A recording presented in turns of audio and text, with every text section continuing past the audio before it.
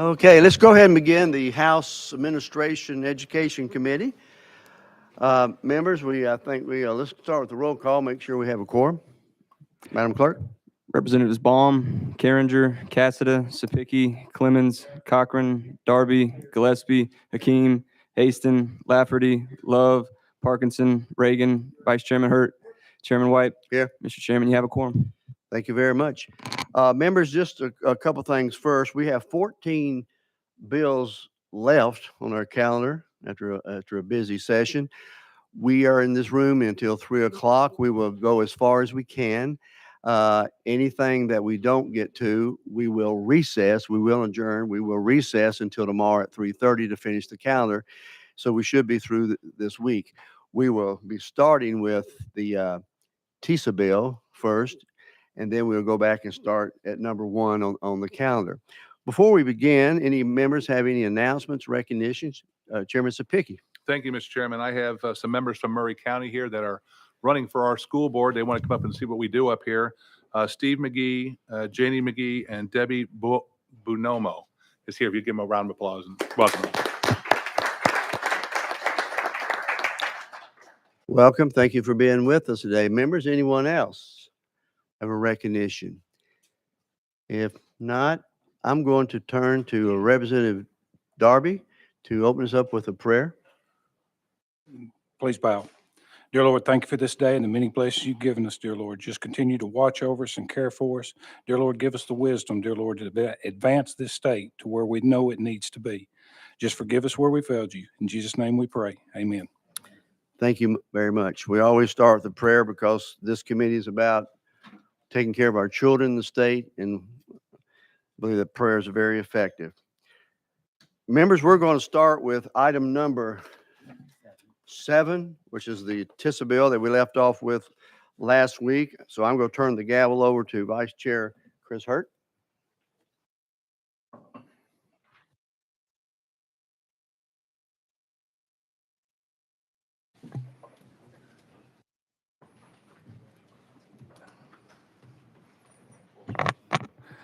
Okay, members, we are on item number 7, House Bill 2143 by Chairman White. Get a motion in a second.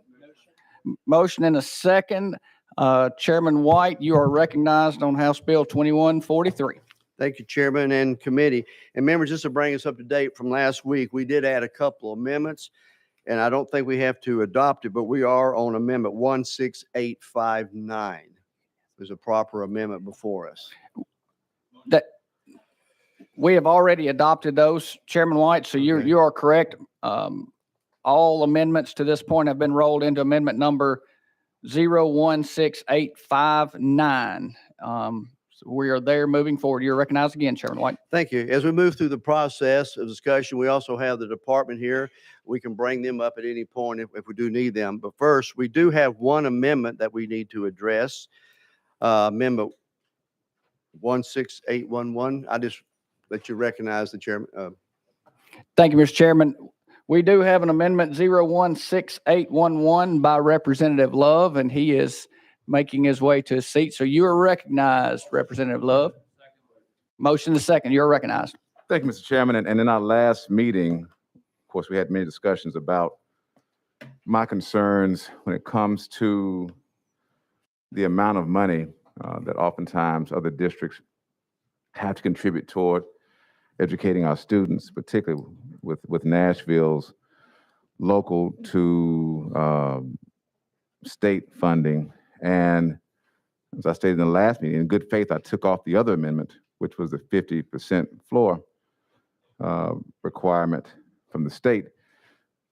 But there's still the issue of in a growing city where the non-education salaries continue to increase. The challenge oftentimes is retaining teachers, making their salaries competitive so they also can participate in all the things that make that particular county or city great.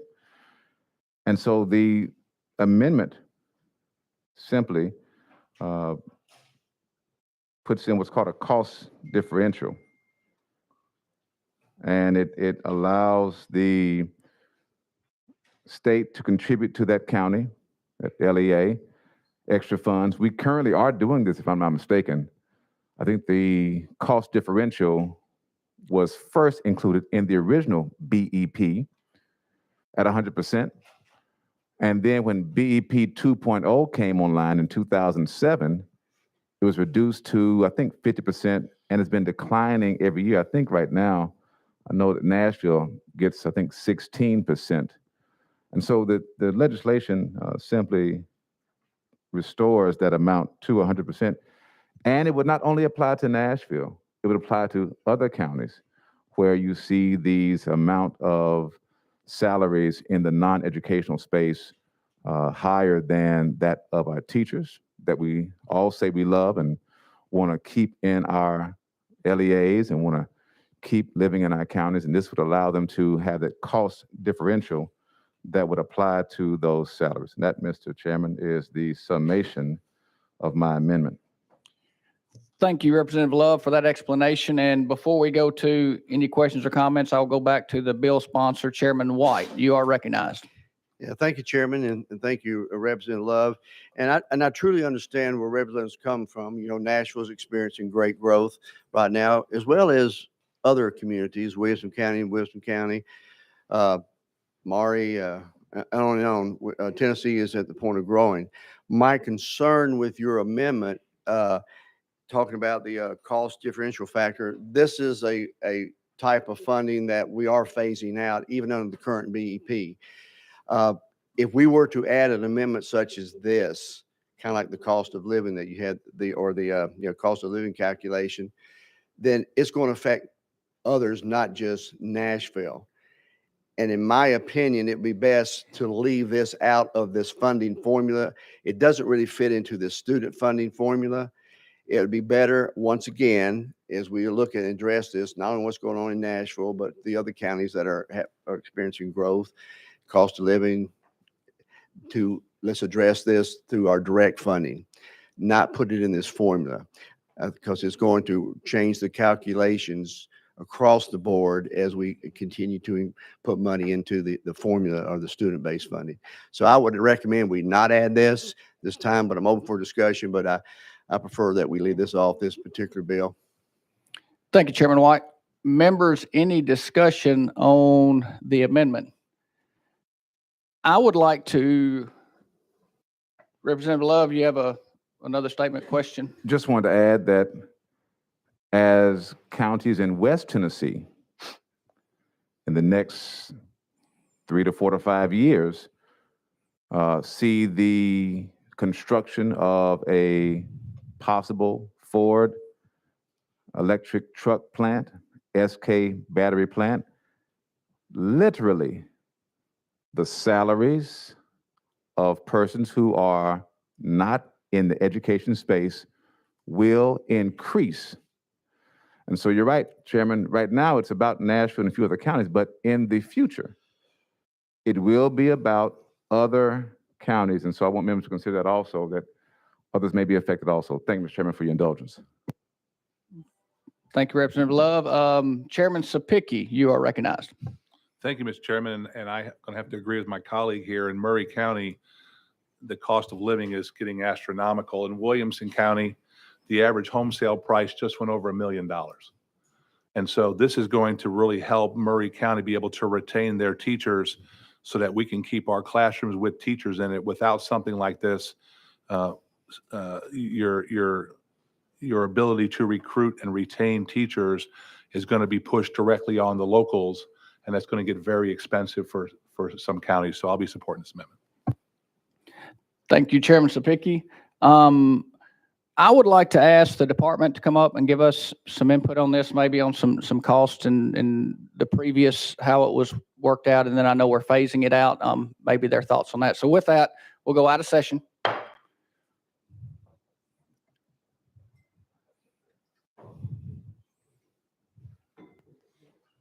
And as you're making your way up, I forgot to mention earlier, for those of you following along online, you have to go to Wednesday's committee to find the schedule, the calendar for today. There's nothing listed on Tuesday, so you'll have to go to 3 o'clock on Wednesday and pull the calendar up there.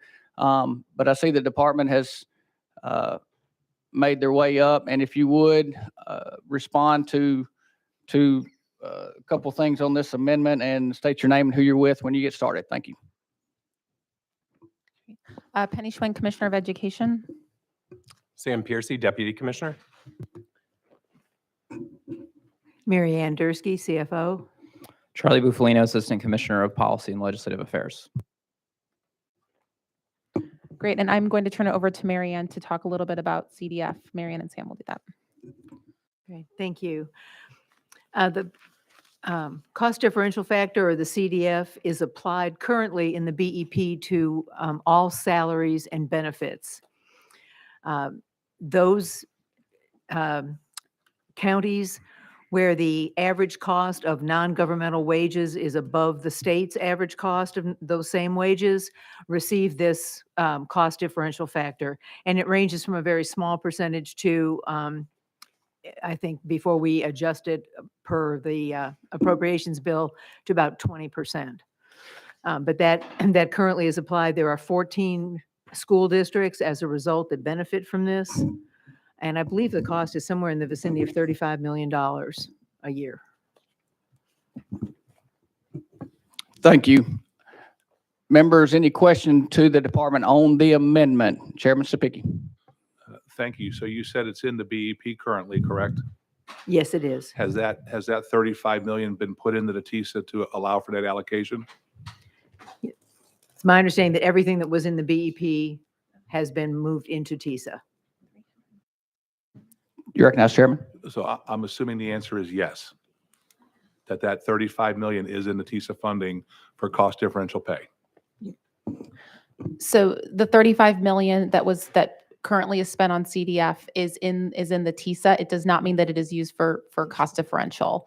It is part of what allowed us to increase total funding for all districts. I do, if I might be able, just who actually benefits from CDF this year. It was Davidson, Clinton, Lakeland, Roane, Oak Ridge, Franklin Special, Millington, Anderson, Arlington, Germantown, Collierville, Bartlett, Williamson, and Shelby. Those are the only districts that benefited this year. Thank you. Chairman Sapicki. Could that list expand? Recognize. The list often changes. It has been pretty consistent for the last several years. There are districts that drop on and off, but the primary districts that benefit year over year are Williamson, Shelby, Metro Nashville, and then a tiny bit with Anderson and Oak Ridge. Chairman Sapicki. So the 35 million, has it been spread across the whole TISA? So that 35 million is now a reflection of all of our million students, or is that 35 million still directed towards those counties that were receiving it? Commissioner. It is within the full formula, so it benefits all students. Thank you. I've got a question for you for the department. So this was in, but can you kind of explain and clarify it's being phased out? Is that correct? Happy to answer that, sir. So both in the BEP 2.0 law that was passed and the Enhancement Act, those were legislative changes that were made to phase out CDF over time. So as the representative mentioned earlier, it started out as 100%, was phased down to 50%. And in the last legislation in that Enhancement Act was slated to be eliminated altogether over time. And it currently stands at 16% funded. Thank you. What about cost to locals? How would that affect locals with this amendment? Yes, sir. So we did a fiscal analysis on this and submitted it to the Fiscal Review Committee. So from our numbers perspective, the total increase to state funds needed for the formula would be $300 million. And the increase of local funds needed to the formula would be just about $128 million. Thank you. Any other questions for the committee? Chairman Reagan. Thank you, Mr. Chairman. And forgive my confusion here. The 35 million that we're talking about is rolled into the current TISA. Is that increment, is it being incrementally reduced as we said it was going to be in the BEP? What's the status with that? No, so the 35 million is what we actually have available to spend on students now. So instead of using it for a small number of districts, it allowed for essentially an additional $35 for every student in the state. What I think Sam was speaking to is if you wanted to make any kind of change into CDF, I think with the amendment, it goes into the formula, which is what increases kind of the local contribution for everybody to pay for CDF for a few. Chairman Reagan. Thank you. Then, so for a follow-up, since this CDF was targeted at certain districts with special requirements, what's happening to those districts now? I mean, under this change that we're discussing putting in place here, how are those districts being made whole? Commissioner. I think the formula and the $1 billion investment is ensuring that districts receive significantly more funding under TISA than they would under the BEP. If they qualify for that hold harmless provision, which a small handful of districts do, then they would right size over 4 years. But if you think about Anderson County, for example, they're getting $11 million more dollars, which is significantly more than what they received under the CDF. Representative Parkinson, you are recognized. Thank you, Mr. Chair. And the fiscal note that you were explaining, is that I think you said 300 million, right? 300 million is that spread across the state? And is that for what, 1 year, for the lifetime? What are we talking about? You recognize? Yes, sir. That's just for one fiscal year. And that would be the 300 million's the state cost. That 128 million would be spread across all LEAs in the state to fund. You recognize? Thank you, Mr. Chair. And so can you, and one more time for the non-lawyer up here, but where did you derive the 300 million from, if you don't mind? Yes, sir. So, You recognize? thank you. So we took the latest reported cost differential factor values from the Center for Business and Economic Research, CBER, and multiplied those by both the base and the weights that are currently being earned to generate the total new dollars and calculate the difference between those. Okay, thank you. Thank you, sir. And last, we have Representative Clemens on the amendment. Thank you, Mr. Chairman. What's the purpose for the CDF and the BEP currently?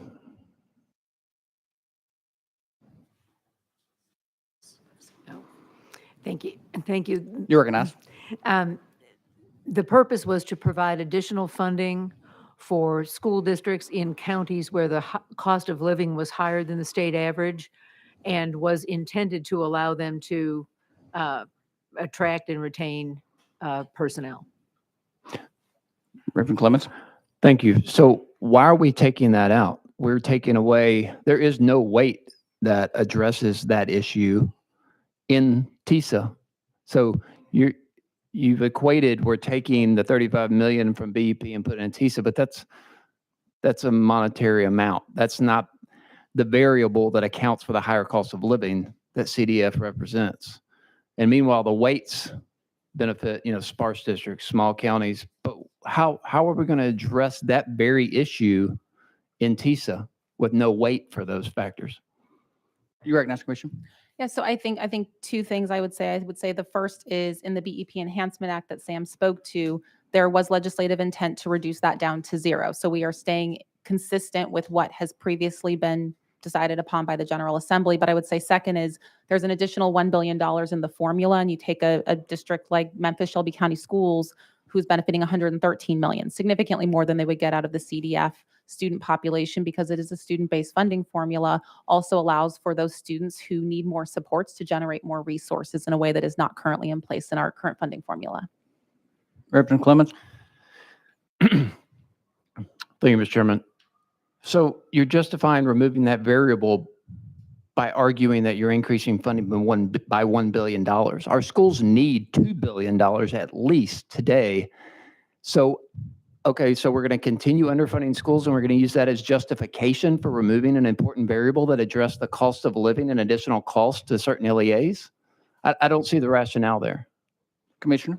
So I would say two things. The one thing that I did say was that there was General Assembly intent that is already in law that requires the district to move down. That is something that you all have put as a directive to the department. Certainly, we want to be consistent with anything that you've passed, especially when it's been recently. Second is, and I know you've heard me say this before, so apologies for repeating myself, but we are very, very happy with $1 billion extra for public school students. So certainly can appreciate the perspective of those folks who do benefit from CDF.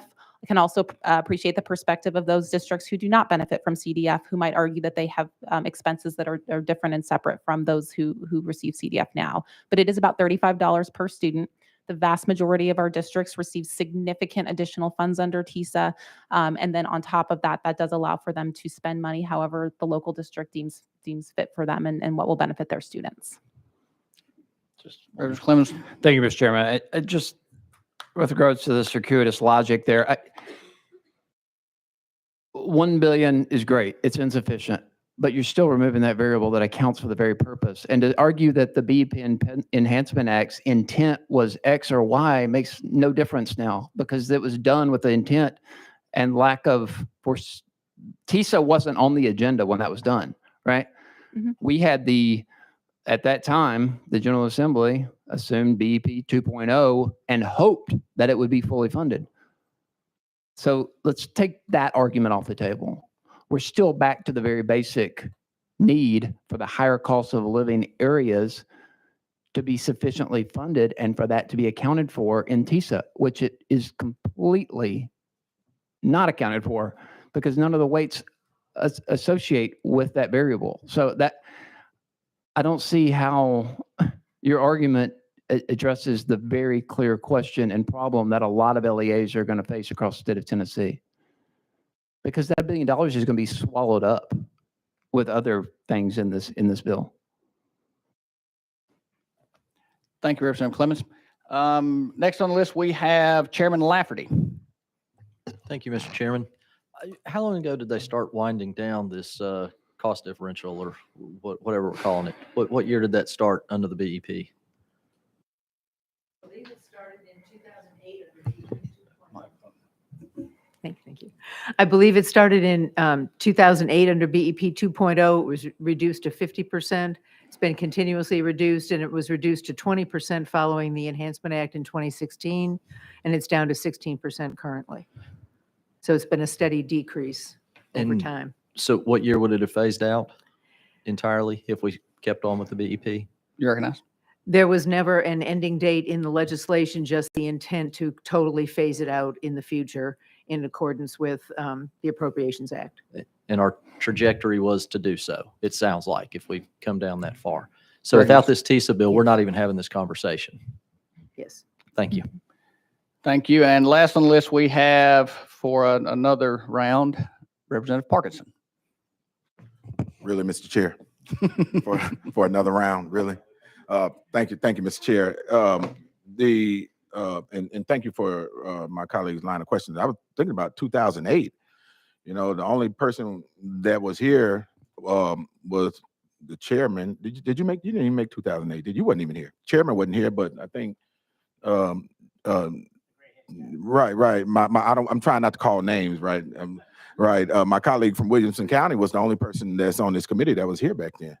And my question is the purpose. What was the reasoning for reducing CDF?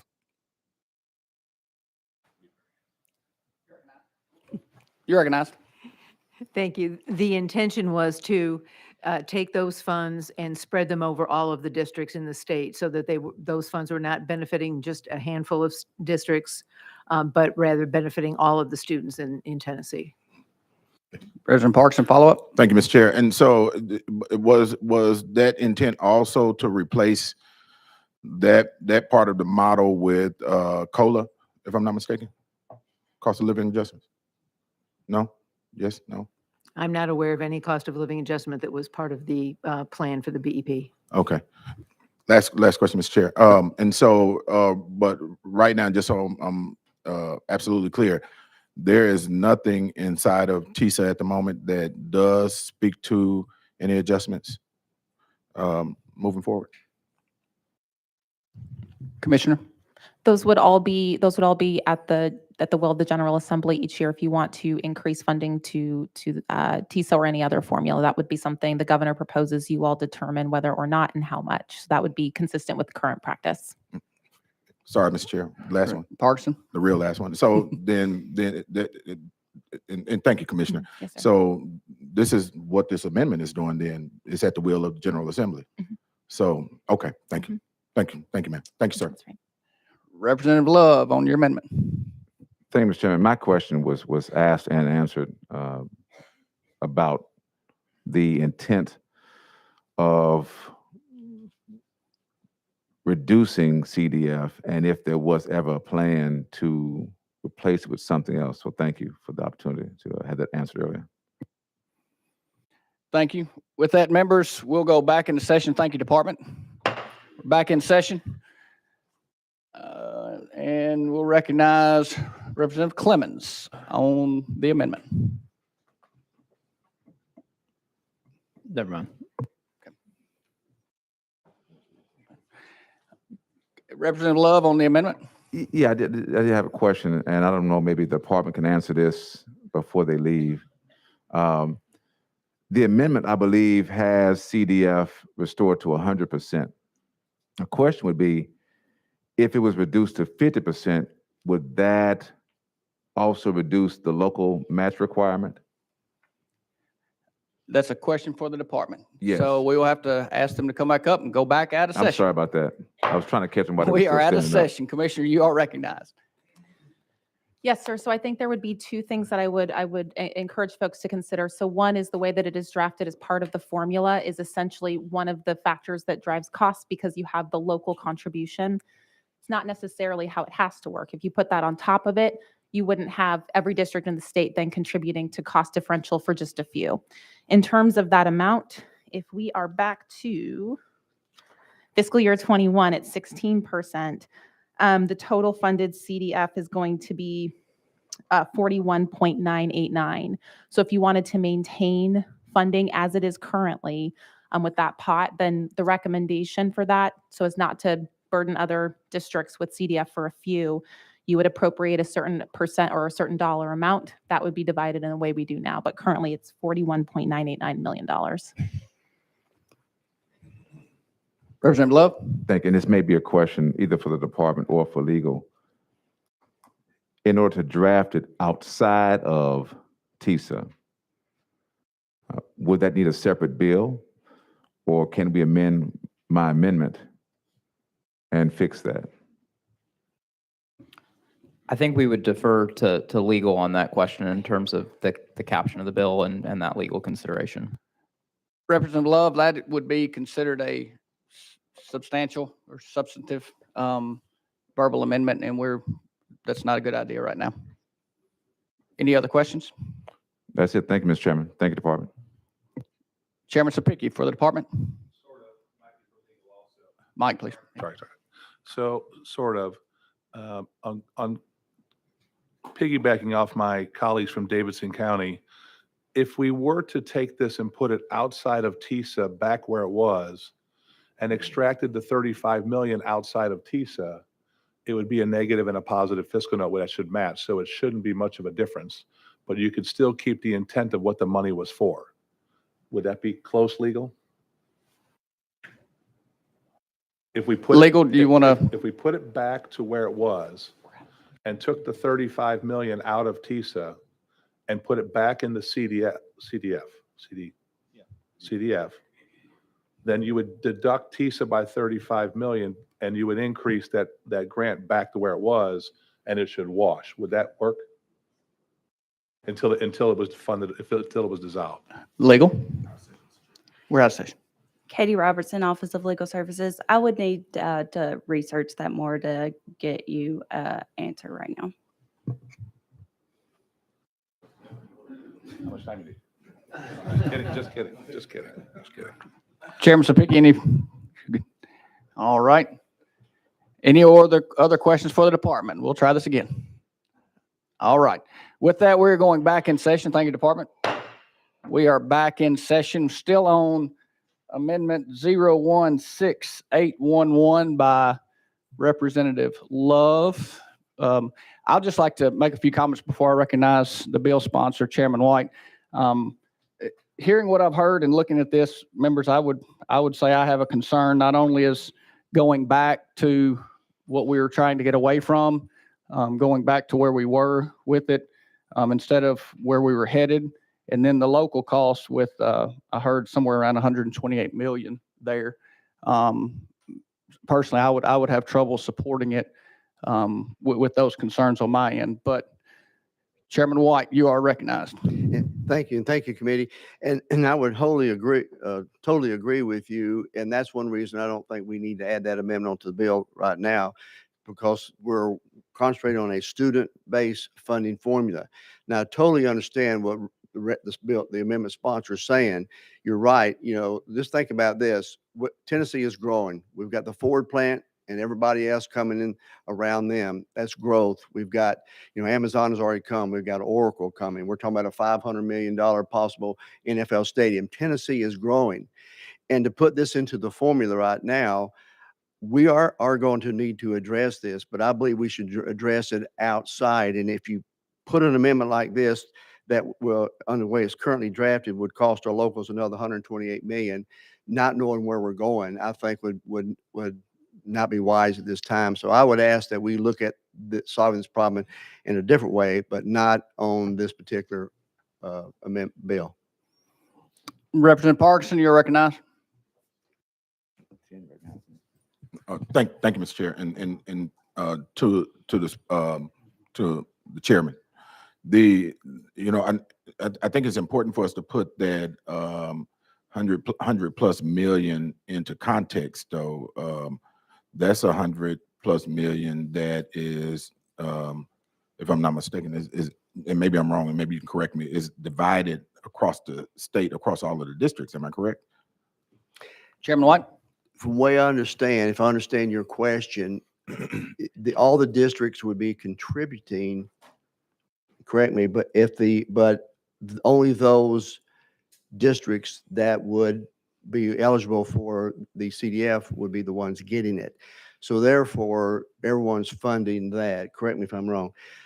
So that's another reason. So why not save that money and let's put it back into the formula or address what the amendment sponsors doing down the road instead of putting that money in the formula and tying it up. Okay. Thank you, Mr. Chair. Representative Love, you are recognized.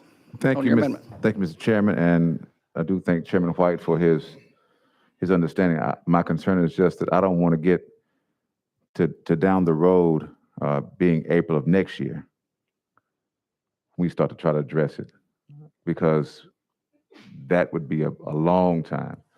And so I would hope that as we talk about this and that we come up with strategies, right, that the department, the administration, everybody would understand that this is a very serious matter, and the local impact is going to shift from different parts of the state, to your point, with battery manufacturing plants like Tritium, manufacturing charging stations in other parts of the state. All these companies are moving here to Tennessee, and so there'll be different impacts on local wages. And I want April the 5th, 1:43 p.m. That's when I said this, but don't forget. All right, so when we come back, oh, what happened? Okay, April 5th, 1:43 p.m. So thank you, Mr. Chairman.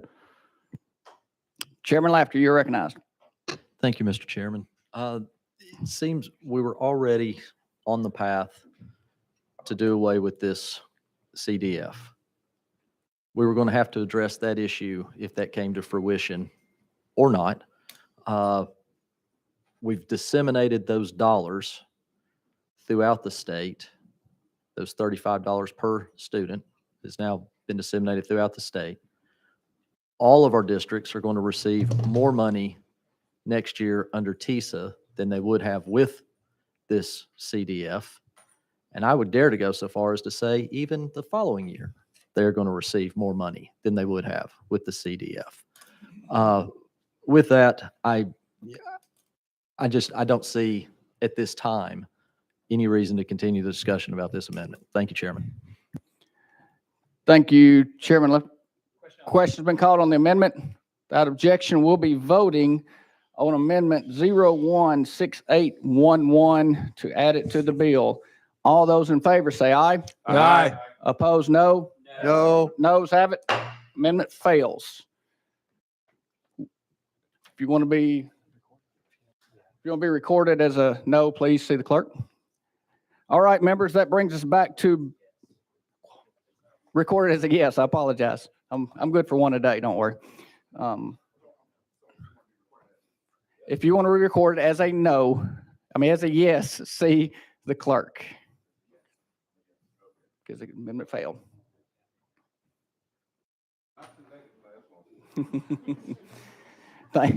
We're back on House Bill 2143. Any questions for the sponsor? Representative Hakeem, you're recognized. Thank you, Mr. Chairman. Mr. Chairman, in an effort, I guess, to give clarity as best we can to my constituents, what I've done is come to put together about 10, 11 questions. They're not all inclusive, and I'm not going to ask them all of you today or the department, but I will put it in your hands. But one of them I did want to ask today, if I may, and that deals with the question about property taxes rising as the funding is perceived to decrease over the years. And have we independently, I guess, clarified or have documentation, so to speak, that indeed this funding would not disappear, I'm going to say, for a decade. So if you or someone could give me some clarity on that one question at this time. But for me to be in the posture of supporting something of this nature, I'm starting out with these 11 questions. There may be more. I think we have 2 or 3 other committees this has to go through. But I want to start with this one question, if I could. Chairman White, you're recognized. Thank you. It's probably one of the best questions we could ask, because as this bill moves forward, that one has to be answered. From what I understand, and while I have the luxury of having the department, I may want to bring them back up to give you. I sat in on Senate Finance this morning for 2 hours, and the Sycamore Institute did a report where their research shows that the local funding will not increase, as we've been told, until 4 years, not increase, but will go down. And then after that, it will stay below the level of the BEP formula going forward in the future to 2030. Now, that's the facts we have been given at this point. We need to go further than that, but that's what we are being shown. And we're comfortable with the, I guess, analysis of the Sycamore Group. They are a well-credited institute in Tennessee that does great work. So yes, they are. All right. Thank you, sir. Thank you, Representative Keem. Next on the list, we have Representative Clemens. Thank you, Mr. Chairman. I wanted to ask for a roll call vote if we vote on this, or when we vote on this, before I ask my questions, if that's all right. We're going to double check that can be done at this point. So anytime. I think you are correct. Well, let's make sure. Raise your hand.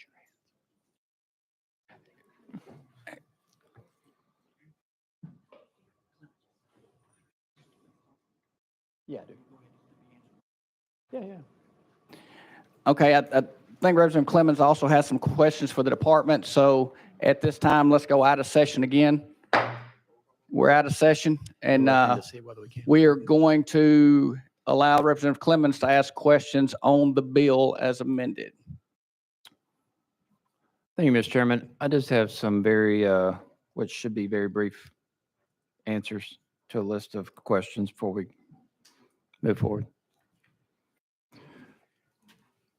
So, thank you, Mr. Chairman. So with regards to the base amount, what is the ratio of counselors to students that you expect to fund with 6860? Commissioner? So the base amount is a straight amount. It is not a resource-based formula, so it doesn't require any ratios. That being said, 1 to 250 is the amount, and we use the BEP Review Committee, their latest number from 2021, in terms of what that additional amount would be statewide. Representative Clemens? And what was the ratio of social workers to students? Commissioner? So the ratio of social workers to student, again, this isn't a resource-based formula. It is a student-based formula. So the decision on how that ratio would look in every district is going to be a local decision. Representative Clemens? So you don't know? Commissioner? I believe I answered that. The answer is it's not a resource-based formula, so I can't answer it in a resource-based formula way. I can answer it in a student-based formula way, which says there is $1 billion extra and districts have the flexibility to spend that however they see fit. Representative Clemens? Thank you, Mr. Chairman. So, and what, do you have the same answer for the ratio of nurses to students? Commissioner? Yes, so any question related to ratios, we are moving from a resource-based formula and would be moving to a student-based formula. It again indicates that districts have flexibility in what they think is the best way to spend the funds that benefit their students. Representative Clemens? Thank you, Mr. Chairman. And well, okay, so I was trying to get to, again, that's $6,860 and being able to cover what we're saying in this piece of legislation it covers. Is art and education, music education going to be available in every school K through 12 under this base amount? Commissioner? The funding for art and music education has not changed from what it is currently under the BEP. We do fund teachers for art and music education and PE specifically in the elementary school grades. That would continue under TISA with of course, the additional $125 million in the base that is not currently in the BEP. Representative Clemens? Do you think the operational expenses set forth in this are sufficient to include additional buses and bus driver pay? Commissioner? Again, I would defer to local districts. I think we have something, especially for our rural and sparse districts. There is an additional 5% weight. Those are the districts that tend to have the highest amount of expenses for transportation. That extra 5% certainly does help with things like buses, gas prices, as well as pay for bus drivers. But again, every district will be able to make the decisions that are in the best interest of their community. Representative Clemens? Okay, and then you said that was going to be addressed with regards to the sparse or rural districts. So why is there not a density district weight in this formula? Commissioner? So I think similar to my comments in the subcommittee, that is not something that you typically see. So if you look at other states who have student-based formulas, that is not a typical weight or indicator that you would see. That being said, typically our more dense communities generate additional funds for other reasons, things like economically disadvantaged percentages, certainly concentration of poverty, et cetera. Typically with dense communities also, the transportation costs are very different than if you have hundreds and hundreds of miles of bus routes every day. So certainly, again, with $1 billion extra, our districts do benefit and are able to spend those funds in the best way that meets the needs of their students. Representative Clemens? Thank you, but that wholly fails to take into account the fact that in areas such as Davidson County and others that are going to see increased housing costs as people get priced out of their communities, economically disadvantaged weights and those types of weights that are in the formula are going to fail to account for the needs that come with a dense district such as Davidson County, Shelby County, some of these growing counties, Murray, Williamson, Haywood in the future. So that's a serious concern of mine. Would you be open to adding a density weight to the bill if an amendment was introduced? Commissioner? Yep. So I want to just clarify for the record that there are very distinct differences between the counties that you name. So for example, you are correct that Davidson County has lost about 25% of their students who are economically disadvantaged. They've been priced out of the district. As a result, they have not generated as much in terms of concentration of poverty or economically disadvantaged dollars as like a Shelby County.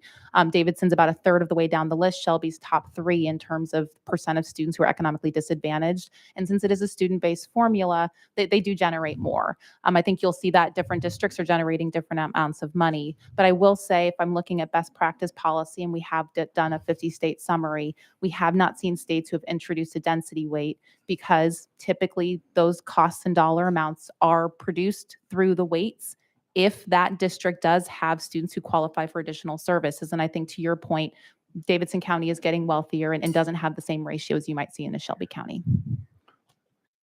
Thank President you. Clemens? And so with a dense county like Davidson County, I don't think we disagree that it's dense, and you define that and with a broad stroke of trying to say that was covered by economic disadvantaged children or others. And I'm really not concerned what other states are doing. I'm focused on the state of Tennessee. So we need to address our students. I don't care what Georgia's doing. I don't care what Alabama's doing. How are we going to address the real needs and costs associated with our dense school districts? Aside from painting them with this broad brush of economically disadvantaged and so forth, like you did. Commissioner?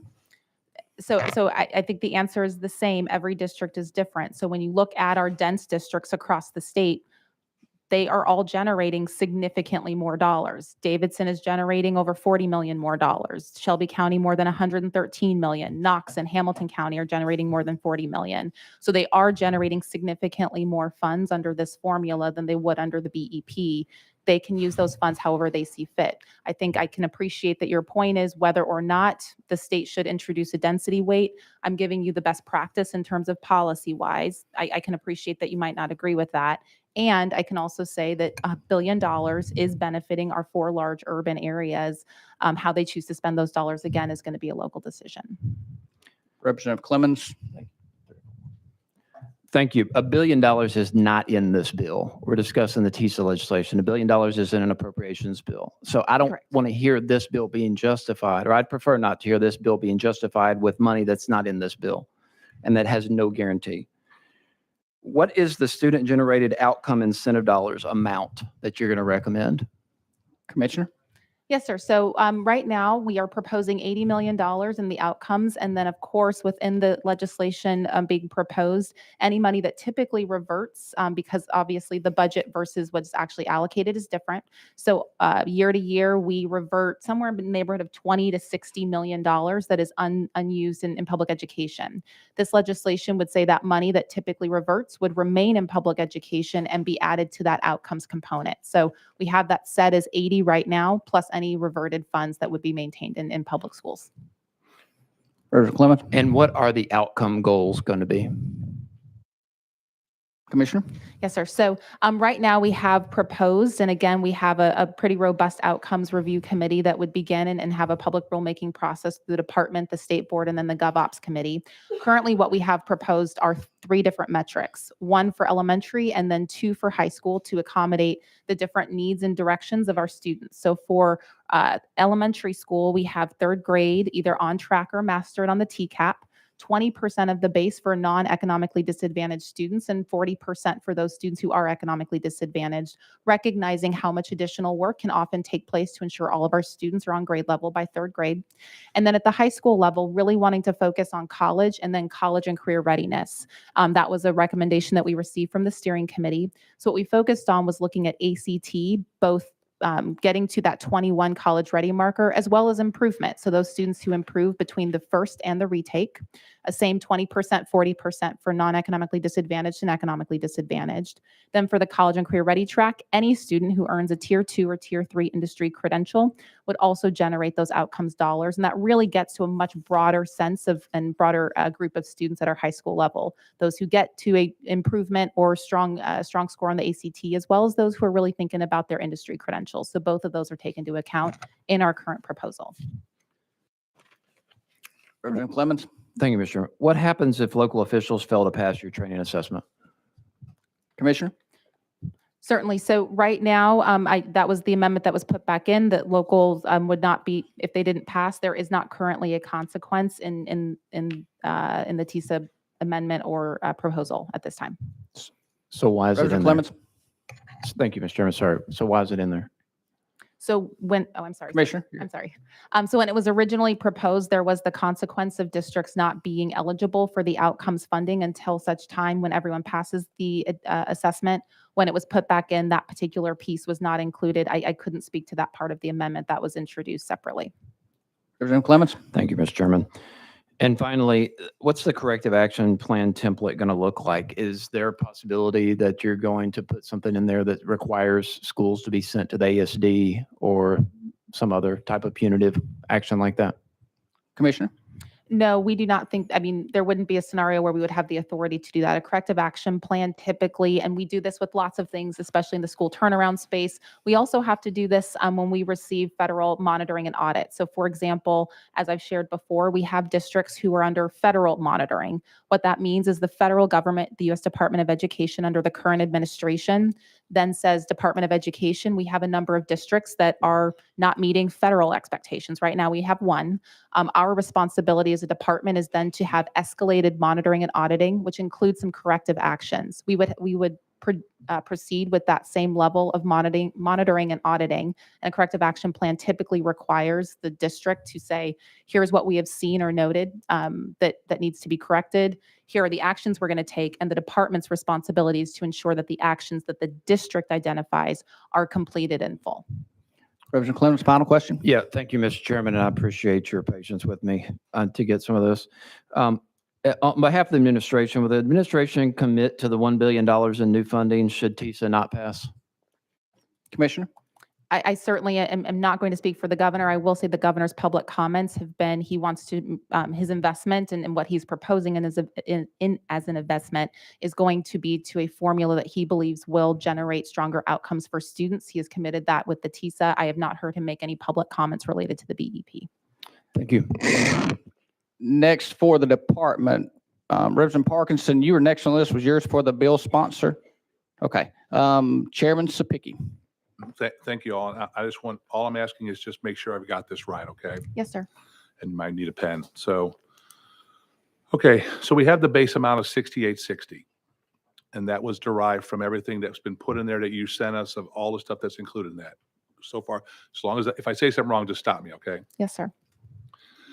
So we have 6860, and then we have sparse gets a certain percentage on top of the 6860, right? And then economically disadvantaged is another percentage on top of the 6860. And then I know there's 10 unique learning needs, but I'm just going to say unique learning one gets another percentage on top of the 6860. And then all those are computed together, and that gets a gross dollar amount that the LEA will receive for student A. So far, correct, right? Yes, sir. Okay. And I'm sure your department has done all of the equations and all of the math to make sure in 23, 24, when this goes live and the money flows to the LEA, that the base amount will arrive, the sparse percentage will arrive, which I mean, I think it's another word for rural, isn't it? Kind of, sort of. It's close. It's about density versus Density, right. kind of, Okay. yeah. The percent for economically disadvantaged will arrive. And then the money for the unique learning need number one will arrive to help get that kid the remediation they need to help overcome the unique learning need. So far, correct? Yes, sir. Okay. Hypothetically, in let's say year two, we give a $100 million pay raise divided by 1 million students, roughly, and the 6860 goes to 6960. So far, correct, right? Then all those recalculations take place, correct? That's right. Yes, sir. Okay. And all those recalculations include the 70 pot and the 30 pot calculation, correct? Yes, sir. Okay. So here's my question to you, and I'm working my way through this, so I think I've got this down now. With the 6960, sparse gets recalculated. So a higher dollar amount goes to the districts at a 70-30 split still, right? But the district didn't become more sparse. It's still the same district, but now they're getting more money for the same where they were. Economically disadvantaged, that student gets more money, but the student's still economically disadvantaged. So there's more money for that student. And then the unique learning need, if in 23, 24, the needs of that student were being met by that percentage, and we give a pay raise, that unique learning line goes up. So there's extra money for a student whose needs are potentially being met already by the district. So we give a pay raise, the district will get more money for being sparse, and they haven't changed. They get more money for economically disadvantaged, and the student hasn't changed economically disadvantaged. And the unique learning need one gets more money, but everything I've read in the bill and everything that the superintendents have testified to, and I'm trying not to put words in your mouth, everything I've understood the department to say is we are giving the districts the autonomy to spend the money that they want to, that they feel is the best way to address the needs of the student. So far, okay. Commissioner? If I might. So the only modification I might make, just for clarity's sake, is that yes, when you increase the base, it is going to increase for the weights. Mhm. What I would add is that because things are going to get more expensive. So for that sparse weight, they will have that slight increase, the 5% times an increased base, because gas prices get more expensive. They have to replace buses. They might give a previous question an increase to a bus driver. Those are all things that can be captured within that sparse weight. The same thing goes for ULNs and concentration of poverty. Staff are still funded through those weights. So you might think of a school psychologist or a special education teacher. They might also generate additional raises, salary increases, et cetera. And that's why you have that flow through. So it does allow for a broader picture to serve everybody. Chairman Sapicki? In the current BEP, if we give a pay raise, do we also give like the cost of living adjustments in the BEP also? So do we have a cost of living adjustment for things costing more? And then if we give a pay raise, is that pay raise on top of it? Yeah, I'm going to look to Mary Ann because I've got That's an fine. answer, but she's the expert. Yeah, on the BP. You're recognized. Thank you. Yet there are inflationary increases that are applied to the unit cost for things like materials, supplies, equipment, Mhm. and then also a percentage increase to the unit cost for the salaries, other salaries other than licensed personnel. Chairman Sapicki? So in the TISA, are we going to be able to account for those costs of living going up in the TISA automatically? And then if we give a pay raise, that pay raise is on top of that, which is affecting all those percentages on top of it, which leads to that 70-30 split with the pot. So is the department going to give automatic, like we have, cost of living increases on TISA, which will change the base amount, which will recalculate everything to account for cost of living and things costing more. And then if we give a pay raise on, whichever one I'm talking to, if we give a pay raise on top of that, there's additional calculations that happen irregardless of whether that money's going to be devoted to the pay raise. Am I following along here so far? Is that right so far? Department? Yes, Mary and I were determining who was going to answer the question. So yes, sir. What that would look like is the majority of your costs at district levels, as you all know, is going to be in salaries. So when you put in that 100 million for a teacher increase and it funnels through the weights, that predominantly is for salaries. The vast majority of dollars go to salaries in school districts. In terms of any additional components, just like any other appropriation, if you wanted to have an additional amount of money for any other kind of funding for school districts, you would want to add that year over year. That being said, I think to my earlier comment, when you put in that money in the base and it increases funding throughout the weights, that does cover those cost increases that you would expect to see year over year, like gas prices, costs of materials, et cetera.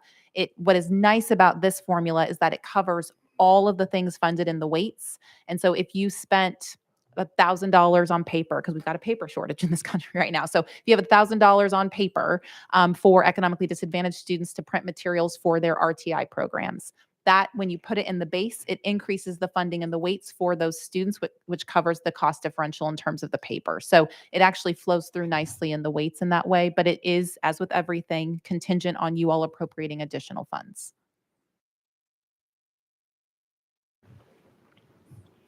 Chairman Sapicki, final follow-up? And thank you.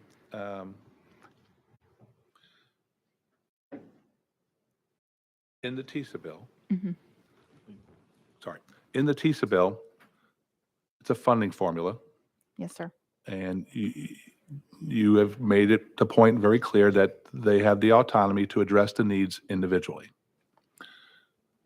And I know you've said that you have confidence in them, they're going to do the right thing. And we all pray that they all do the right thing.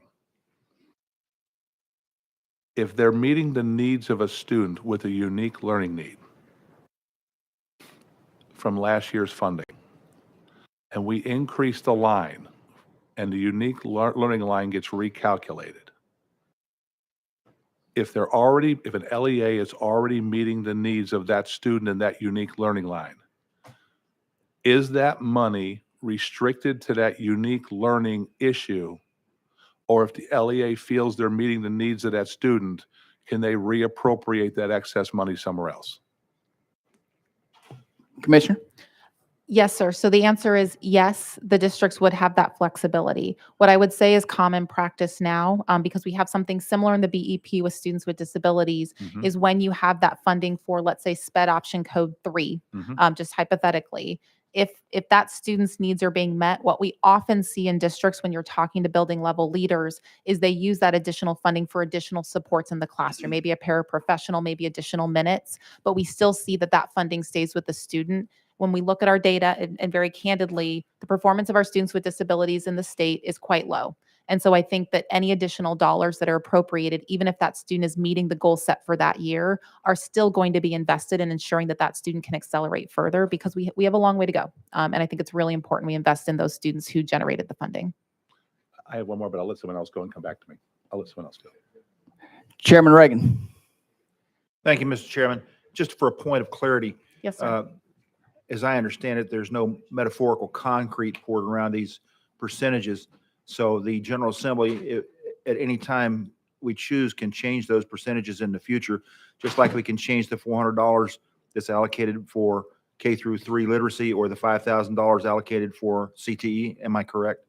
Commissioner? Yes, sir. Absolutely. Thank you. Representative Parkinson. Thank you, Mr. Chair. And along the lines of the previous question, I will not call his name, Say my name. from my colleague. In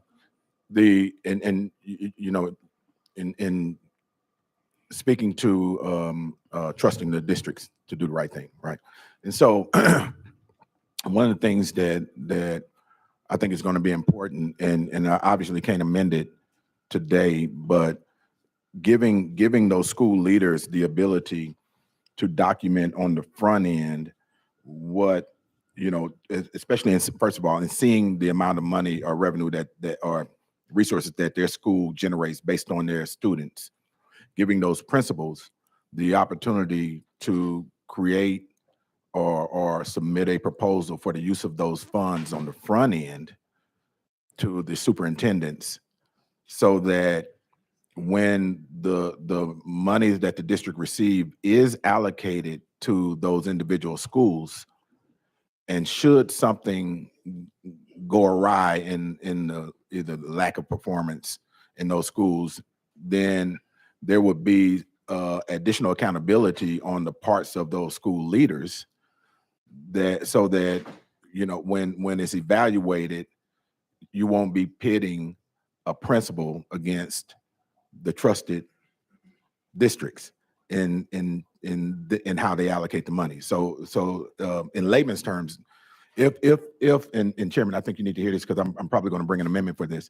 If if the school leaders are able to submit a proposal based on how they think that the money that their schools generated should be allocated to the districts on the front end, then when we go back and look at the performance of the schools on the back end, especially if they're brought back up here, we can see that the principal asked for these things to be covered in their needs assessment for their own schools who were actually in the schools, versus us, just trusting that the districts would do the right thing. Now, it doesn't say that the districts would have to spend the money that the principals say, how they say to spend it, but it would say, I'm just looking at the look on your face, Mr. Chairman, but it would give those school leaders a voice in how money is spent that is generated inside of their building.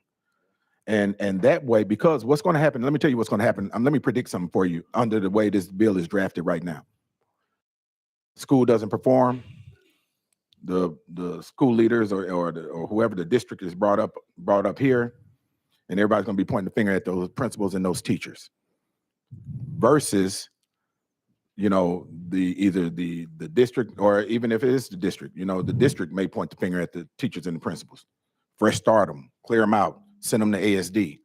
But how do you account for a principal explaining to their superintendent or even fighting for their lives up here with their superintendent hovering over them.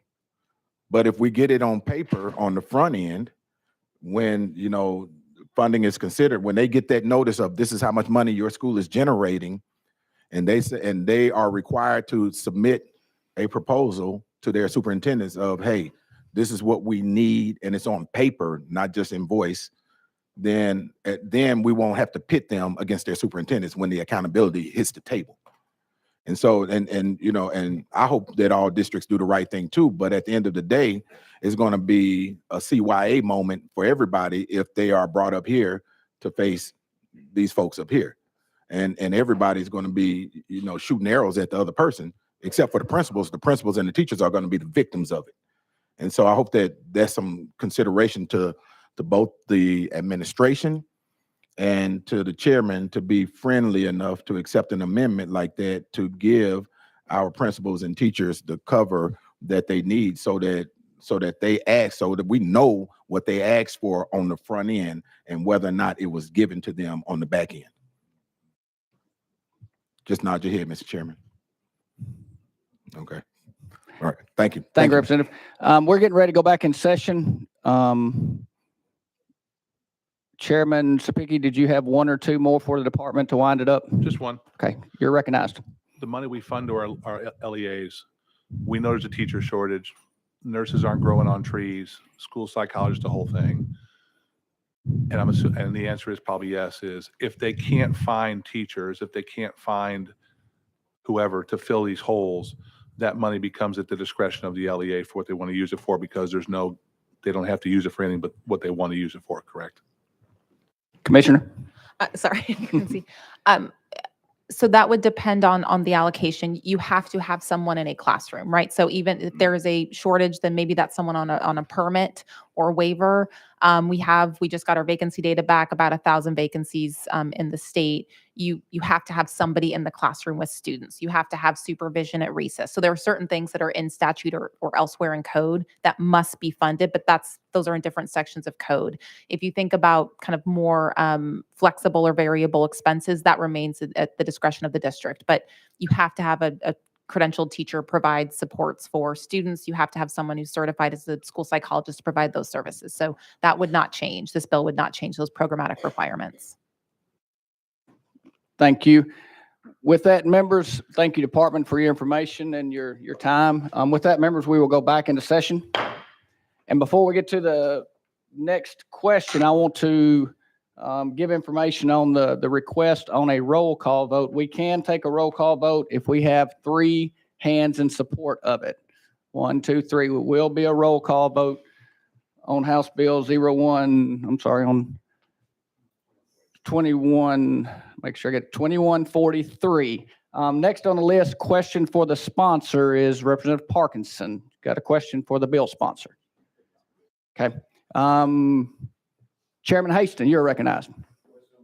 Question has been called. With that, members, we will be voting on House Bill 2143 by roll call vote. Clerk, take the roll, please. Representatives Baum, Carringer. Carringer votes aye. Cassida. Yes. Cassida votes aye. Sapicki. Sapicki votes no. Clemens. No. Clemens votes no. Cochran. Aye. Cochran votes aye. Darby. Darby votes aye. Gillespie. Aye. Gillespie votes aye. Hakeem. No. Hakeem votes no. Haston. Haston votes aye. Lafferty. Lafferty votes aye. Love. Love votes no. Parkinson. Parkinson votes aye. Reagan. Reagan votes aye. Vice Chairman Hurt. Vice Chairman Hurt votes aye. Chairman White. Aye. Chairman White votes aye.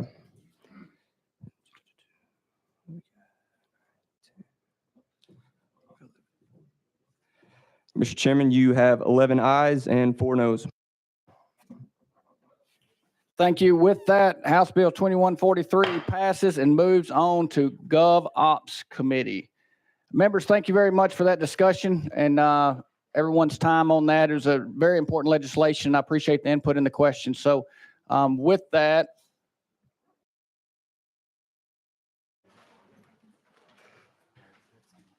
we will be going to number 1 on the calendar, House Bill 2673 by Chairman Sexton. I have a motion and a second. Motion and a second. Chairman Sexton, you are recognized. Thank you, Mr. Chairman. We have an amendment that's traveling with the bill. It's drafting code 016265. I'm sorry, it's 55. Thank you. Same number. We're showing motion second on the amendment. Properly motion seconded. You are recognized. Does it make the bill, Chairman? Yes, it does. Okay. Members, without objection, we will be voting to add the amendment to the bill so we can discuss it moving forward. All those in favor of the amendment say aye. Opposed, no. Ayes have it. Chairman Sexton, you are recognized on your bill as amended. Thank you, Mr. Chairman. What this bill is about, it's about requiring anti-Semitism policies in school. In order to do that, we have to set a definition. What we've decided to do is to, and this bill has went around the world a few times to get with all of the Jewish community, and everyone seems to be in agreement to adopt the International Holocaust Remembrance Alliance. It's the IHRA definition of anti-Semitism. And the same definition was used by Governor Lee when he referred to the proclamation of the Holocaust Remembrance Day this year. And it's already been adopted by 865 entities worldwide. So I'll be glad to answer any questions. Thank you, Chairman Sexton. And questions, members, we have Representative Clemens. You are recognized. Thank you, Mr. Chairman. Mr. Sponsor, thank you for this. Does this bill effectively denounce neo-Nazis and anti-Semitism? Chairman Sexton? This bill has nothing to do with that. This just sets the definition for anti-Semitism, and it helps schools to identify how to detect anti-Semitism. President Clemens, follow up? But it in no way denounces it? Is that not the purpose for the bill? Whatever the International Holocaust Remembrance Alliance, whatever their definition is the definition that this bill is adopting.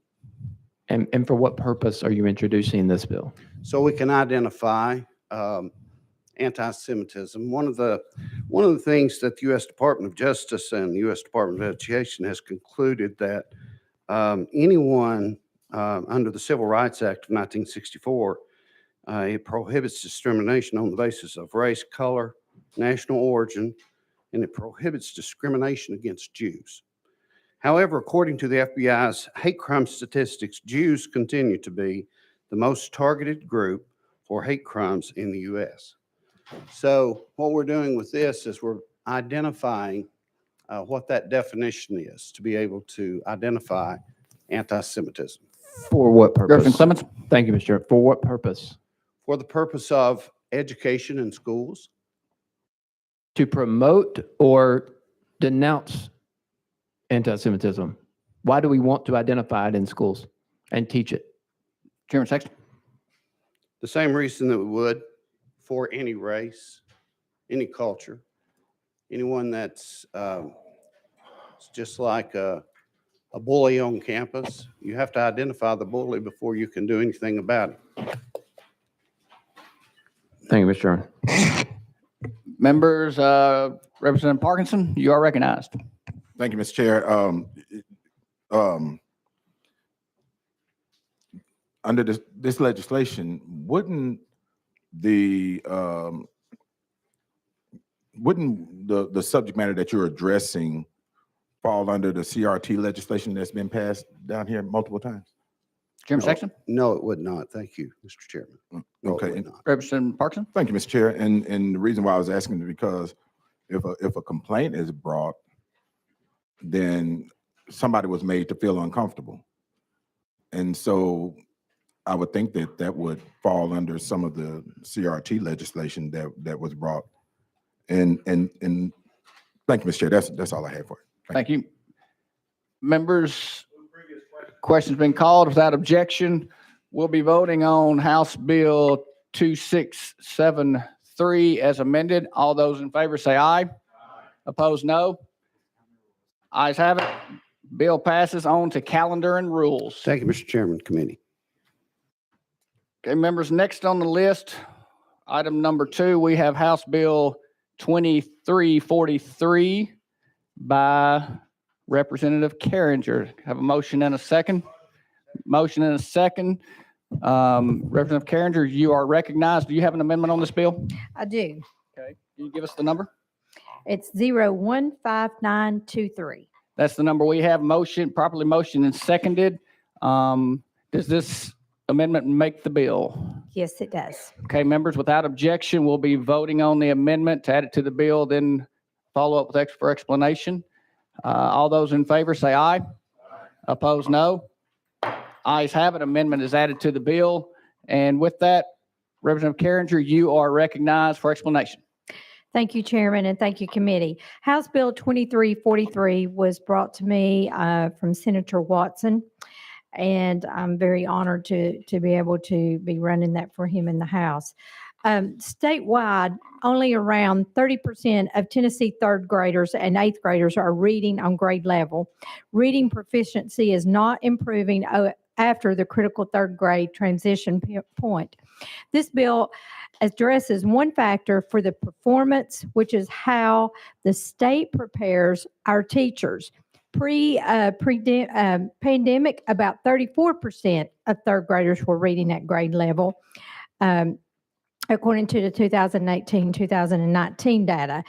Chalkboard addresses that currently the state Tennessee has 44 teacher training programs, but no common requirements when it comes to literacy instruction.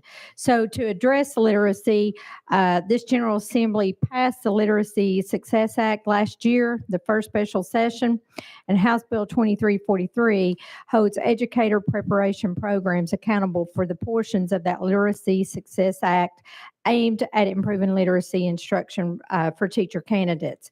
To sum this all up, we want to make sure that when teachers graduate to go out and teach our children, that we want to make sure that they enter the classroom being ready to teach our students to read. So with that, Chairman, I will go back to you. Thank you for that explanation. Any questions, members? Chairman Reagan, you are recognized. Thank you, Mr. Chairman. And just to clarify, this committee heard me present a bill that sounded similar to this. However, my bill is different. Representative Carringer's and my bill are working in tandem.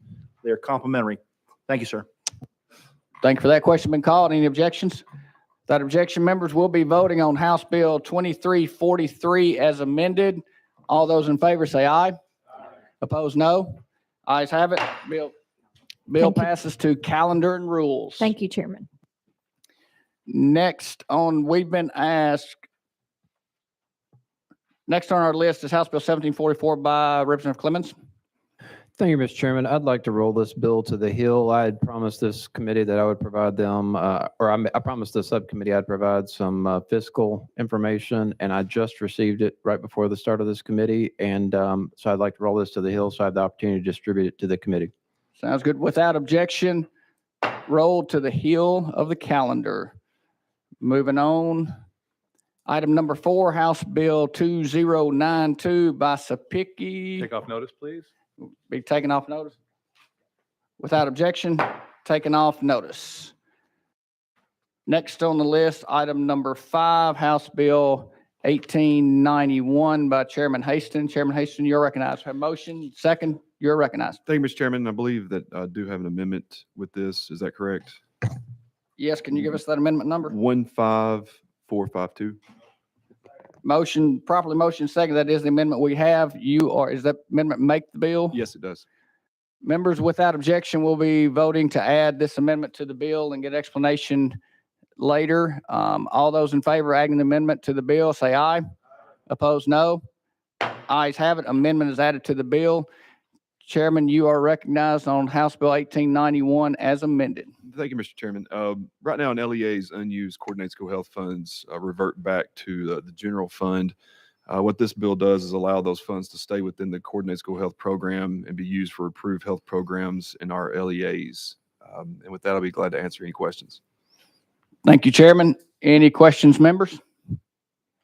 Question been called. Without objection, we'll be voting on House Bill 1891. All those in favor say aye. Opposed, no.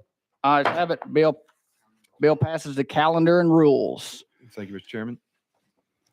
Moving right along, item number 6, House Bill 2300 by Chairman Haston.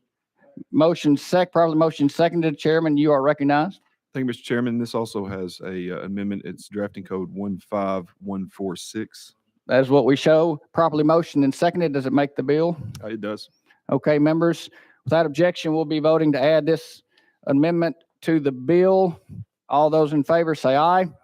Opposed, no. Ayes have it. Amendment is added to House Bill 2300. Chairman Haston, you are recognized for explanation. Thank you, Mr. Chairman. This is an ERIC bill. What it does, it requires a high school student who completes an early high school graduation program to be counted as enrolled for the remainder of the school year. And this protects the LEAs from funding loss. With that, I'll be glad to answer any questions. Thank you for that explanation. Members, any questions? Questions been called? Without objection, we'll be voting on House Bill 2300 as amended. All those in favor say aye. Opposed, no. Ayes have it. Bill passes to calendar and rules. Thank you, Mr. Chairman and members. And we've already addressed item number 7. We are now to item number 8, House Bill 2730 by Chairman Ogles. Properly motioned and seconded. Chairman, you are recognized on your bill. Do you have an amendment? Thank you, Chairman and Committee. Yes, drafting code 016088. That is what we're showing. Properly motioned and seconded. Does it make the bill, Chairman Ogles? Yes, sir, it does. Okay. Members? Without objection, we'll be voting to add the amendment to the bill. All those in favor say aye. Opposed, no. Ayes have it. The amendment is added to the bill. Chairman Ogles, you are recognized for explanation. Thank you, Chairman and members of the committee. This is the companion bill to the bill y'all passed out last week, which was the 911 reporting bill for crimes on college campuses. And this bill came out of kind of my work in criminal justice and judiciary, where I was looking at the state of Tennessee and just to see how we stack up against other states as far as our crime numbers on our campuses in the state. And to my surprise, I started out being elated, and then I became very concerned because our numbers are low to the point where they're problematically low. And just to go through some of the numbers real quick, in 2018, there were 221,775 students in higher ed in the state of Tennessee. And of those, we experienced approximately 90 sexual crimes in this state. If you take the data from RAIN, which is everybody in the industry looks at their data because they're I would say they're the most respected advocacy group in this area. According to their data, 13% of all college students experience some type of sexual assault during their 4-year term on a higher ed campus. So when you run those numbers, for me to do 13% of that number, I expected them to be somewhere within a standard deviation of the national averages, and we're not even close, to the point where I'm troubled by this report. So with doing the research and asking people to look at this report and analyze this and tell me what could possibly be wrong, that was the result of this legislation. And I'll go over the legislation. Legislation says that during the annual report to the General Assembly, each report must be certified by the president or the chancellor of the respective institution of higher education. The report also can be audited by the comptroller of the state of Tennessee to clarify and that all that data submitted is properly documented. And the reason for this annual report that we have, it's actually as a result of what's called the Clery Act. And Jen Clery was a college student that was actually raped and murdered at a college university. The family had looked at the college, they had researched it, and all the information the college had and said this, that it was a safe campus, there was almost no crime. And they vetted the institution, they looked at it, but later found out after the crime occurred that in fact, they did have a high level of crime, and the higher ed institution actually hid that. So that's why we have this report every year to the General Assembly. And with that, we have the highest ranking law enforcement officer in the state, Director Rouse, signs and clarifies that the information in this is correct and accurate, and this comes to the General Assembly. So my amendment simply says is that the highest ranking individual at the university will also certify that the documentation that's given to the state is accurate and to the best knowledge done, and meets the federally required Clery Act, which is, I mean, we're supposed to be doing this, we have to do this. Every violation of the Clery Act in the state of Tennessee is actually subject to a $59,000 fine. So every crime that happens on a campus that's not properly documented and reported is subject to a $59,000 plus federal fine. So I just think being sure that we're doing what we should fiduciarily and to the students of Tennessee, that we do everything we can to be sure this report's done accurately. With that, I'll take any questions. Thank you for that explanation. First on the list, we had Representative Gillespie. You are recognized. Thank you, Mr. Chairman. Sponsor, thanks for bringing this legislation forward. You mentioned the Clery Act. Are there other mechanisms in place now on the federal or state level that already address this, or at least that exist already? You're recognized. I got a couple other questions. I believe a Clery Act also runs in kind of simultaneously with Title IX. Is the best answer I have for that. Representative Gillespie. Good. Thank you, Mr. Chairman. Yeah, I just got a couple more. Follow up. Because in my mind, it seems like that campuses are already making these reports and they're already signing them off and sending them to the federal government. Is that your understanding? You're recognized. No, sir, not according to this report. It's not. And we can go through the TCA of what's entitled in this report, but the information, the Clery Act states that it shall be submitted, compiled, and be readily available to anybody in the general public. Us as members of the General Assembly, I would think that the compilation is done to a higher standard than even that, and that information is not in this report. Representative Gillespie. So do you know of specific cases that are not being reported? Chairman Owens, you recognize? I can show you multiple years of nothing but zeros from institutions. So, I mean, I don't know what that means, but if you go 3 and 4 years and you have almost no crime, I don't know if that's not reported. It's definitely not documented in this report. You recognize? Sorry. I hear what you're saying, and I get what you're trying to do, but have you, if the numbers aren't matching up from what you're putting these percentages and from national standards and stuff, what does the TBI, why those anomalies exist, or have you asked those questions? I'm just curious. Representative Ogles, you recognize? Yes, sir. I met with a TBI. I also met with a comptroller, and inside the comptroller's department is actually a former federal prosecutor that went through the information and looked at it. And I believe the legislation that before you is the answer. Representative Gillespie, follow up? You recognize? Other members have questions. If come back to me, please. Sure will. Thank you. Next on the list is Chairman White. You are recognized. Thank you, Chairman. First of all, thank you. I don't think anybody disagrees with what you're trying to get at. Our campuses need to be safe. You and I have had this discussion for the last number of weeks. Our challenge was who is the responsible party at the institution to certify this. And, you know, we started out with your bill where it was kind of in general with whoever put the report together. And then we talked about it. We said, well, we'll have the person top of the totem pole sign off. It's since come to my attention that sometimes the president or the chancellor is not necessarily the person because they're not involved, and for them to sign on, they could be putting themselves in jeopardy on some fines and things. So my question, at the will of the committee, what you do at the least. Now I know that in the Senate, this is in a different version than what you're adding here. That they took your previous bill. That's where it's come out over there.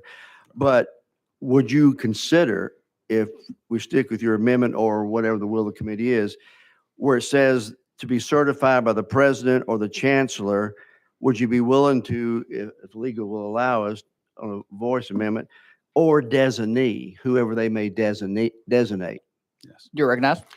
Thank you, and I appreciate that, and we've had a good discussion back and forth. The problem I have with that is their designee is already doing the work now. Director Roush's designee compiles this report, but at the end of the day, he signs it, puts his name on it, because if there's problems with the report, I called him. And I called TBI, and it went to the head of the department because this is a serious issue in this state, and it's a federal issue. So by amending the bill to say designee, in essence, makes the process exactly like it is today, and it's not working. Chairman White. Thank you. And I just don't want us to create a situation where we put this language in there, and then, as you mentioned, it's a violation of federal law where they would get fined being in violation of something that they really didn't have the background on. So I'm just concerned about that. That's why, let the president do the designating. Thank you, Chairman. You're recognized. And I don't think their name being on the report says that they did all of the work and compiled all the information. It's simply saying that it came across their desk, they reviewed it, they're aware of the crime on their campus, and they've submitted it to TBI and relayed that information. I would hate to think that a chancellor or president of any institution of higher ed in the state would not want to see that report, would not sign on that, and would not either take action to ratify it, make it better. I would be proud for my name to be on that report. And when those numbers came in, I would do everything I could to make them better. I don't know why we would want to pass the buck to somebody in a lower office. So if something goes bad, that they're the fall guy. You good, Chairman White? Thank you. All along, we've been trying to make sure that, what you're trying to do is the right thing. But in working these bills, I know what they passed out in the Senate. If they don't agree to this, then your bill dies. And that's why I'm trying to get at it. If you can't come to an agreement to do the right thing for the bill, then I'm just throwing these options out for you. Right.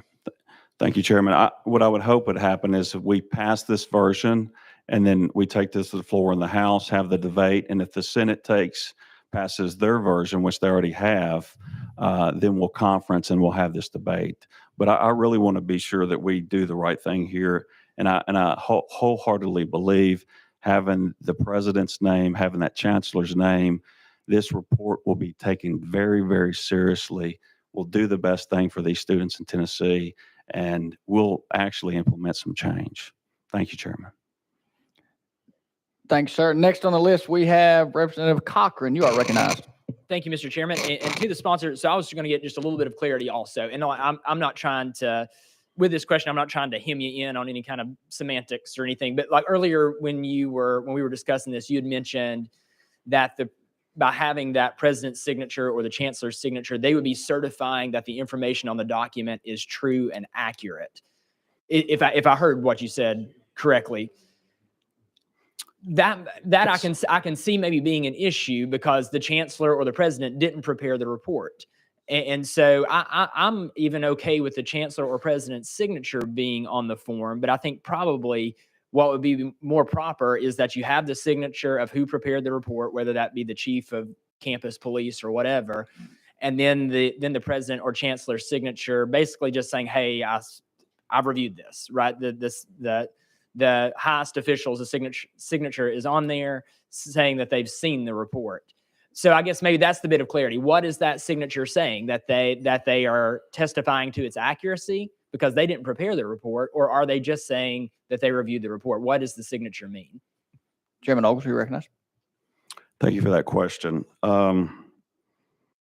Would you like me to read? I can read the letter from TBI if I can, but to your question, if that's the will of the committee that we add the name of the designee as well as the highest ranking official, the chancellor or the president, I'm certainly open to that. I was just looking for a process that had some level of accountability where we knew and verified that the information was correct, and that so if that's the will of the committee and that's the motion, if that was the verbal amendment to the piece of legislation, I would be comfortable with that. Okay, thank you. All right, next on the list, we have Representative Parkinson. You are recognized. Thank you, Mr. Chair. And, I think this is, I love transparency bills. So, so I think you're on the right path. My only concern is this. I think that ultimately the buck stops with the chancellor anyway, with the highest ranked individual at that university. So ultimately, regardless of what happens on that campus, ultimately it's on their watch. And so, and whoever is, in that position, ultimately it's on their watch. So, but it's kind of like, you have these individuals that's over these universities, and there's so many different moving parts in these universities, right? And so they hire people to handle certain things. And it would be like us going to the governor and saying, hey, sign off on the crime report for the state of Tennessee. He has a person, that handles that. And so, I think your bill, and maybe I'm wrong, and you can feel free to correct me. But I think your bill is speaking more to the auditing of the information and making sure that it's accurate versus regardless of who signs off on it. And so, and I understand with commissioners or Director Roush, having to fix his signature to it. But was it the director that asked for this legislation? You're recognized. Thank you, Chairman. No, pursuant to it was a 1989 College and University Security Information Act that was passed by the General Assembly that directed TBI to compile and analyze the crimes on the Tennessee campuses and submit that to the General Assembly. You're recognized. Thank you. And so, but in that legislation, did it say who's responsible for the oversight or auditing of that information? Chairman Ogles? It's kind of vague. It's kind of the problem with the previous legislation is we enacted the legislation. We instructed all the colleges and universities to do it, but there's no teeth of noncompliance.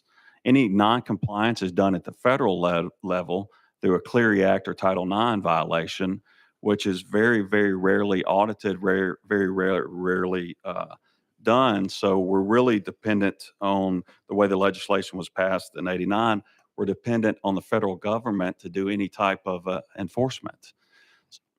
Representative Parkinson? Thank you, Mr. Chair. And I know we all love federal enforcement here in this state, and I'm being facetious, but I think that really the challenge, the issue is at hand is making sure that there's accurate information, correct? And so maybe we need to look at a different, possibly going in a bit of a different direction and creating some oversight, maybe from an independent body or somebody, or even TBI, to ensure that that information is accurate. I would assume before, and I don't want to speak for the director, that there would be something that would, some type of communication that would allow them to speak to the universities, presenting this information to ensure accuracy, or even in the law that would ensure accuracy right now.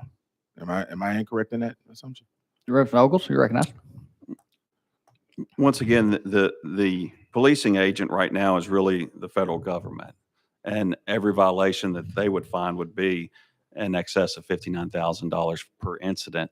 I would hate to see that happen in the state of Tennessee. I don't think that's us being good fiduciaries for resources within this state. I would hope that we would, and in many ways, I feel like this legislation is a bit of self-policing, simply to say that we need to be sure and certify that we're doing this right. So by adding legislation to allow the comptroller to audit the universities to clarify that the information is correct is one checkpoint. And I believe having your chancellor, your president, the highest ranking official sign off on the report, that's another set of eyes, another person to say, hey, you know, we needed to be sure we're doing everything right. This is an important process. That's follow. Last follow-up, Yes, Chairman sir. Parks? Yes, sir. But right now, even without your legislation, isn't it the comptroller's job to do that anyway? Chairman Ogles? As far as audit the universities, I don't believe without the change in the legislation that the comptroller specifically is directed to audit this report if he sees anomalies. Oh, thank you, Mr. Chair. All right.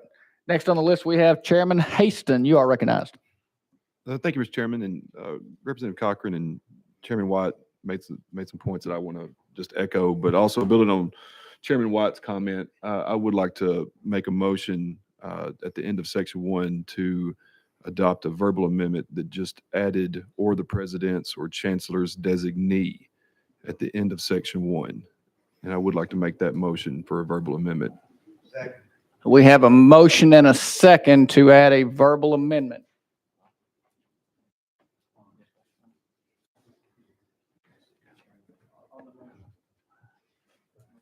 Chairman Reagan, you're recognized on the motion. Thank you, Mr. Chair.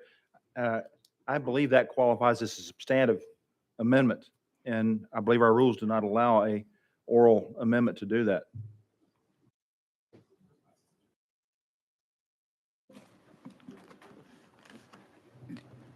I would say that that verbal amendment would be allowed on this legislation. We have a motion and a second. More discussion on the amendment. Chairman Sapicki, got a question? Question on the amendment. Question been called. Sorry.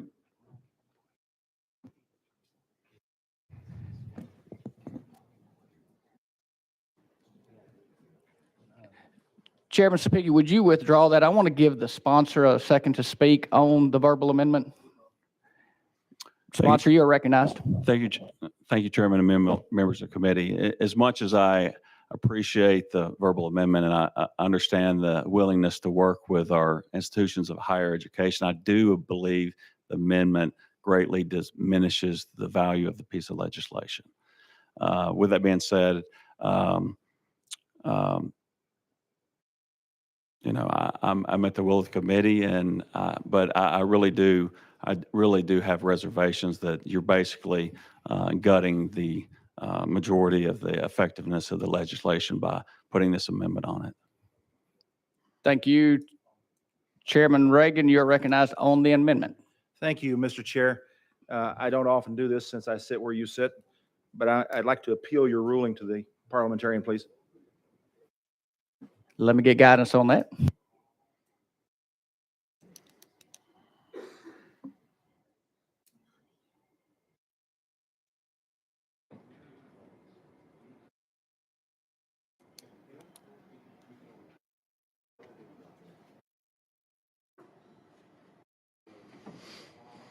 Chairman Reagan, legal says that we are good to move forward with that decision. Thank you. Yes, sir. Any other comments on the verbal amendment? Chairman Sapicki, you're recognized. For the amendment sponsor, would this allow the president or whoever to just appoint the person who's filling out the report themselves? I think that that's the way it's currently, the current method, yes. So why we need to build it? That makes it. Chairman Haston, you recognize. That'd be a question for the sponsor of the bill. Sponsor of the bill, you are recognized on the verbal amendment. To the representative, there's still the piece of verbiage about the comptroller auditing the report is still substantial, and I do think that will still make the legislation worthy of our time and efforts. To the question of the verbal amendment, so is the amendment to add or designee or say president as well as designee? Let me get clarification. Chairman Haston, you recognized. Yeah, it was adding to the end of section 1. So it doesn't change anything in section 1, just added or the president's or chancellor's designee. And I believe in the original iteration of the bill, it didn't include this language, correct? So I think in the original iteration of the bill, it just said each report must be certified by an official at the institution charged with submitting the report and must include the official's position. So all this does is really go back to the initial bill as it started with. Thank you. Follow up, Chairman Ogles? Thank you, Chairman. Yes, that's correct. The amendment was from the discussion of the subcommittee and actually the discussions between Chairman White and I. But thank you for the input of the committee, and I will respect the process. Question's been called on the verbal amendment. Members, we will be voting to add the verbal amendment. All those in favor, say aye. Aye. Opposed, no. Ayes have it.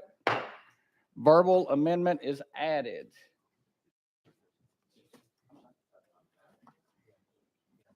Members, we're going to roll those two amendments together. With that, sponsor, you are recognized. Thank you, Chairman and committee. I appreciate the work of this committee, and I look forward to working with you in the future. Thank you. And question on. Question's been called on the bill. Members, we are voting on House Bill 2730 as amended. All those in favor say aye. Opposed, no. Ayes have it. Bill moves on to calendar and rules. Thank you, Chairman. Okay, members, looking at the time and where we are. I need a motion. With that, members, we will just be in recess until 3:30 p.m. on Wednesday in House Hearing Room 1. Thank you, members.